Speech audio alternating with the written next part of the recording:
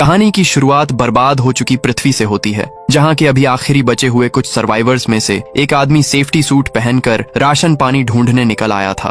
अब पूरी दुनिया बाहर से ढक चुकी है, सब कुछ सुनसान पड़ा है, क्योंकि कुछ समय पहले आए एक बर्फीले तूफान ने दुनिया की लगभग 99% आबादी को खत्म कर दिया। अब ये सब शुरू कैसे हुआ? कहानी कई हफ्ते पहले जाती है, जब तक दुनिया नॉर्मल हुआ करती थी। यहाँ बोट में कुछ लड़कियां पार्टी करने शहर से कुछ दूर समुद्र में चली आई कि अचानक से उनके पीछे पूरे शहर में लाइट आउट होते हुए सब कुछ बंद होने लगता है, जबकि सामने आसमान में एक अजीब तरह की हरी रोशनी छा गई। तीनों समझ जाती हैं कि ये सब नॉर्मल तो बिल्कुल नहीं हो सकता, तो उनमें से एक लड़के जल्दी से बोट को शुरू करने वापस से अंदर आने लगी। लेकिन अब सरप्राइजिंगली बोट का कोई भी इलेक्ट्रॉनिक सिस्टम काम नहीं कर रहा, और तभी बाहर मौजूद उसकी दोनों दोस्त अचानक से नीचे गिर पड़ी। बोट के अंदर बची इकलौती लड़की देखती है कि ऊपर से अचानक से बर्फ गिरने से वे दोनों मारी गई। वहीं अब हमें यहाँ से स्पेन का एक शहर दिखाया जाता है, जहाँ की लाइट आउट होने के बाद लोग सड़कों पर प्रदर्शन कर रहे थे, क्योंकि कई दिन से लगातार पावर कट हुए जा रहा है। सो आज भी लोगों को लगा कि बिजली विभाग ने ही लाइट काटी होगी। उनके प्रदर्शन से हर ओर जाम भी लगने लगा।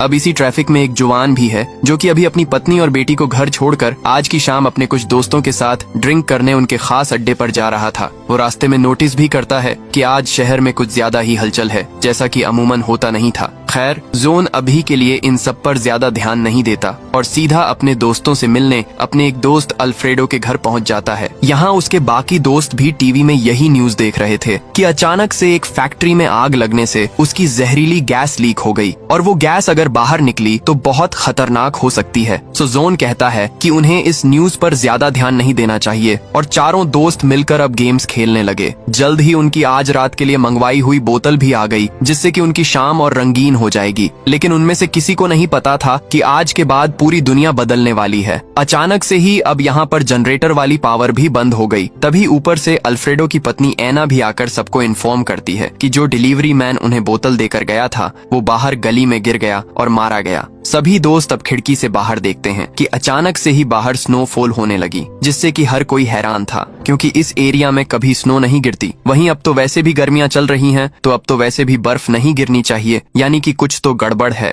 तभी जवान को याद आया कि उनके आने के वक्त टीवी न्यूज में एक फैक्ट्री में गैस लीक के बारे में बताया जा रहा था, तो कहीं उसी की वजह से तो ये सब नहीं हो रहा, यानी कि ये स्नोफॉल नॉर्मल नहीं बल्कि जहरीली है, और उसी के कांटेक्ट में आने से वो डिलीवरी मैन मारा गया होगा। सो जोन सभी को कहता है कि वे जल्दी से इस घर के खिड़की दरवाजे बंद कर लें। उन्हें पूरा घर सील करना होगा ताकि ये स्नो अंदर ना आ सके। हालांकि वे इसलिए भी परेशान थे कि अल्फ्रेडो के अलावा बाकी तीनों दोस्तों के बीवी बच्चे तो उनके घर पर ही हैं, और कहीं उन्हें कुछ ना हो जाए। वहीं से भी अजीब बात